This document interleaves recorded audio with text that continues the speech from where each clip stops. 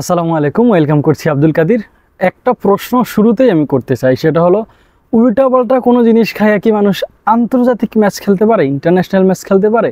এই প্রশ্নটা আমি করিনি, এই প্রশ্নটা করেছেন আমাদের জাতীয় ক্রিকেট দলের তাসকিন আহমেদ। তিনি প্রশ্ন ছুঁড়েছেন যে উল্টাপাল্টা বা তরল জাতীয় পদার্থ, যেগুলো আমাদের বাংলাদেশি কিছু মিডিয়া বা বেশ কয়েকটা মিডিয়া এই ধরনের নিউজ করেছিল, তাদের উদ্দেশ্যে তাসকিন আহমেদ বলেছেন যে উল্টাপাল্টা কোনো কিছু খেয়ে মানুষ ইন্টারন্যাশনাল ম্যাচ খেলতে পারে কিনা, এই প্রশ্ন তিনি রেখেছেন।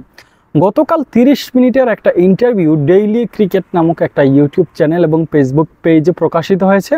সেখানটায় তাসকিন ক্ল্যারিফাই করেছেন, সেখানটায় তাসকিন পরিষ্কারভাবে বলেছেন পুরো ঘটনাটা কি হয়েছে। ইতিমধ্যে অনেকেই সেই ঘটনাটা জেনে গেছেন। তিনি চ্যালেঞ্জ ছুড়ে দিয়েছেন, তিনি বলেছেন বিসিবির যে কর্মকর্তা বা বাংলাদেশের যে ক্রিকেটার এই কথা মিডিয়াতে বলেছেন, তাদেরকে চ্যালেঞ্জ ছুড়ে দিয়েছেন যে তারা কেন তাসকিনের কাছে গিয়ে বলছে না। বিষয়টা দেখেন, তাসকিন আহমেদ যদি আপনি জাস্টিফাই করেন না করেন সেটা আপনার বিষয়, কিন্তু কোনো ক্রিকেটার যাকে নিয়ে এই ধরনের একেবারে অশোভনজনক একটা নিউজ, একটা মিথ্যা বানোয়াট একটা গুজব নিউজ আপনি প্রচার করে দিয়েছেন, সেই ক্রিকেটার যখন পাবলিক প্লেসে এসে নিজে এইভাবে চ্যালেঞ্জ ছুড়ে দিতে পারেন, নিজে এইভাবে কথা বলতে পারেন, আমার কাছে মনে হয় তাকে জাস্টিফাই বা তাকে আপনি বিশ্বাস করতেই পারেন। এরকম বিশ্বাস করাটা আমার কাছে মনে হয় যে সহজ হয়ে যাবে। কারণ তাসকিন আহমেদ বলেছেন যে তিনি AM এর জায়গায় PM সেট করে ফেলেছিলেন, এই কারণেই হয়তো তার মিস্টেকটা হয়েছে। তবে তিনি টচ হওয়ারও প্রায় 20 মিনিট বা 22-23 মিনিট আগে তিনি মাঠে পৌঁছেছেন। এই কথা তাসকিন আহমেদ নিজের মুখে বলেছেন, বেশ কয়েকবার বলেছেন। তিনি লিখিত আকারে ফেসবুকে যে পোস্ট দিয়েছেন সেখানটাও তিনি এটা উল্লেখ করেছেন, এবং গতকালকেও তিনি নিজের মুখে এই কথা বলেছেন যে টচ হওয়ারও প্রায় 20, 22 বা 23 মিনিট আগে তিনি মাঠে পৌঁছেছেন। কিন্তু বাংলাদেশি ক্রিকেটার সাকিব আল হাসান, যিনি এই মুহূর্তে আমেরিকায় আছেন, তিনি মেজর লিগ ক্রিকেটটা খেলছেন, আমেরিকার একটা লিগ, সেইখানটায় ওই লিগ খেলতে যাওয়ার আগে আপনাদের মনে থাকার কথা, তিনি কিন্তু বিমানবন্দরে, বাংলাদেশের এয়ারপোর্টে তিনি একটা সংবাদ মাধ্যমে বা বেশ কয়েকটা সংবাদ মাধ্যমে তিনি কথা বলেছেন। সেইখানটায় তিনি বলেছেন টিম কারোর জন্য অপেক্ষা করে না, তাসকিন দেরি করেছেন, তাসকিনের জন্য টিম অপেক্ষা করে না, টিম চলে গেছে। এবং তিনি ওই জায়গায় ছোট্ট একটা কথা বলেছিলেন যে তাসকিন আহমেদ মাঠে এসছেন টচের প্রায় 5-10 মিনিট আগে। টচের 5-10 মিনিট আগে মাঠে আসার কারণে তাসকিনকে একাদশে নিতে পারেনি সাকিব আল হাসান, এটা বোঝানোর চেষ্টা করেছেন। কিন্তু তাসকিন নিজে বলেছেন যে তিনি প্রায় 20, 22, 23 মিনিট আগে মাঠে পৌঁছেছেন, টচ হওয়ার 20, 22, 23 মিনিট আগে। তার মানে টচ যদি হয়ে থাকে সকাল 10টায়, তাসকিন আহমেদ হয়তো মাঠে পৌঁছে গেছেন সকাল 9:30 বা 9:40 আগে। এইরকম একটা সময়ের ভেতরে তিনি মাঠে পৌঁছেছেন, এবং তিনি হোটেল ছেড়েছেন 9টার সময়। যাই হোক, তাসকিন আহমেদের এই বিষয়টা নিয়ে আমার কাছে মনে হয় বিসিবির যে কর্মকর্তা এই নিউজটাকে প্রকাশ করেছেন, তাসকিন আহমেদ সংবাদ মাধ্যমওয়ালা যারা আছেন, যারা সমকাল বা খেলাযোগ বা 71 টেলিভিশন, তাদের উদ্দেশ্যে তাসকিন বলেছেন, আপনি তাহলে যদি এত সাহসী হয়ে থাকেন, আপনারা সেই কর্মকর্তার নাম কেন বলছেন না, কেন লিখছেন না? তো তাসকিন আহমেদ নিজে ওপেন চ্যালেঞ্জ ছুড়ে দিয়েছেন সেই কর্মকর্তাকে এবং সাকিব আল হাসানকে, এবং তিনি তিনি বলেছেন যে আমি ডেম শিওর যেই ক্রিকেটার এই কথা বলেছে তার নিজেরও এমন হয়েছে অনেকবার। তাসকিন আহমেদ হয়তো, তারা সতীর্থ, তারা হয়তো খেলে থাকেন, তারা হয়তো একসাথে অনেক সময় কাটিয়েছেন, অনেক ড্রেসিং রুমে ছিলেন, তারা অনেক ম্যাচ পূর্ববর্তী সময়টাতে একই বাসে করে তারা গিয়েছেন।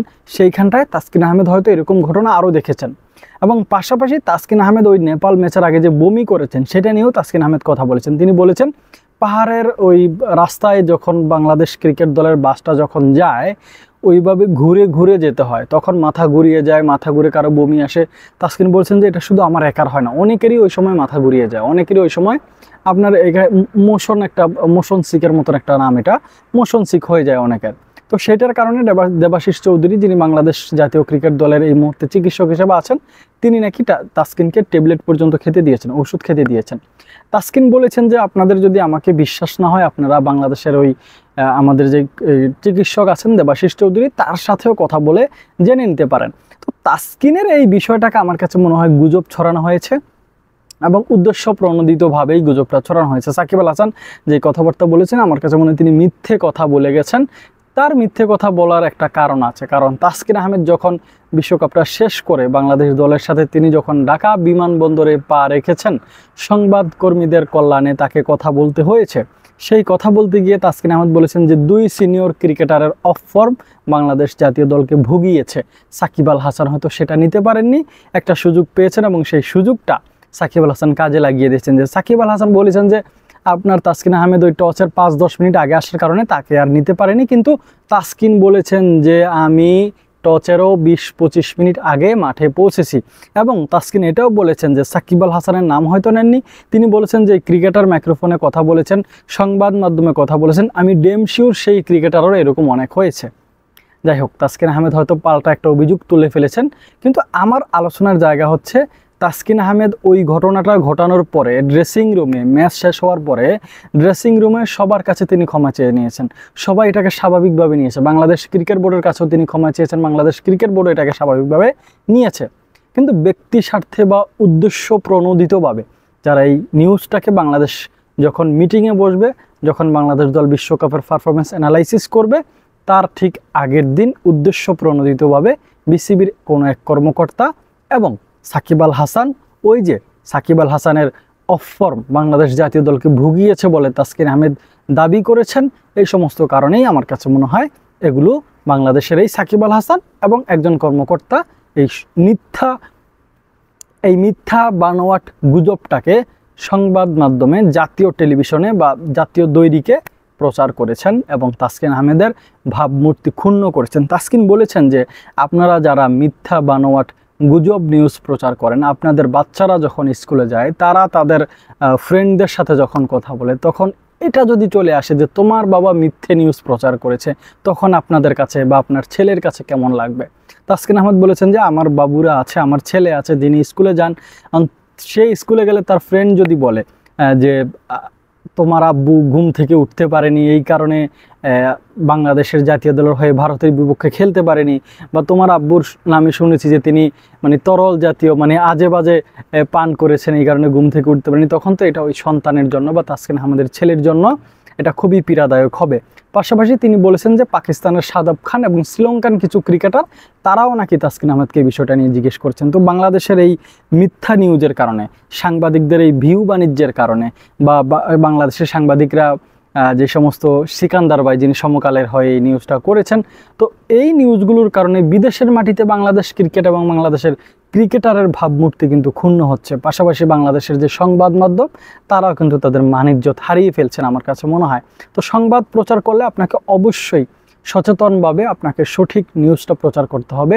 ক্রিকেটারের বা ক্রিকেট বোর্ডের বা বাংলাদেশ ক্রিকেটের বা বাংলাদেশের কোনো ক্ষতি হয়, অপমানজনক কোনো কিছু হয়, এরকম কোনো কিছু আমার কাছে মনে হয় না সংবাদ মাধ্যমে প্রচার করা উচিত। একটা কথা বলে শেষ করব, সেটা হচ্ছে তাসকিন আহমেদ সবার শেষে যে কথাটা বলেছেন যে আপনারা যতই আমাদের বিরুদ্ধে গুজব ছড়ান, যতই আমাদের বিরুদ্ধে আপনারা মিথ্যে নিউজ প্রচার করেন, দিন শেষে যখন খেলা শুরু হয় আপনারা সব কিছু ভুলে গিয়ে সেই পছন্দের ক্রিকেটারকে বা অপছন্দের ক্রিকেটারকে দেখার জন্য, বাংলাদেশের ক্রিকেট ম্যাচ দেখার জন্য টিভির সামনে বা মাঠে এসে পড়েন। তো এই ভালোবাসার কথাও তাসকিন আহমেদ জানিয়েছেন এবং তাসকিন আহমেদ বলেছেন যে তিনি ভবিষ্যতে যারাই এরকম কোনো নিউজ করবে তাদের বিরুদ্ধে তাসকিন আহমেদ অবশ্যই ব্যবস্থা নেবেন। তো তাসকিন আহমেদের এই আলোচনা শুনতে আমার কাছে মনে হয় এখন আর কেউই অতটা আগ্রহী না। তবুও আমার কাছে মনে হয় তাসকিন আহমেদ যেভাবে ক্লারিফাই করেছেন, পরিষ্কার করে দিয়েছেন যে কেন তার ঘুম থেকে উঠতে দেরি হয়েছে, এই বিষয়টা সবার আগে ছিল, সব সময় ছিল যে কেন তাসকিন আহমেদ এটা প্রকাশ করেননি। গতকালকে তিনি প্রকাশ করে ফেলেছেন, সেটা হলো যে তাসকিন আহমেদ বলেছেন যে AM এর জায়গায় PM সেট করা ছিল। ভালো থাকবেন, সুস্থ থাকবেন, আল্লাহ হাফেজ।